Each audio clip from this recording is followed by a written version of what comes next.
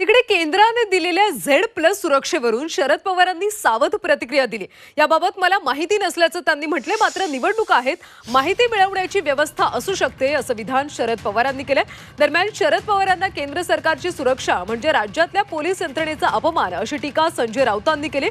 तर चंद्रशेखर बावनकुळेंनी केंद्र सरकारच्या निर्णयाचं समर्थन केलं।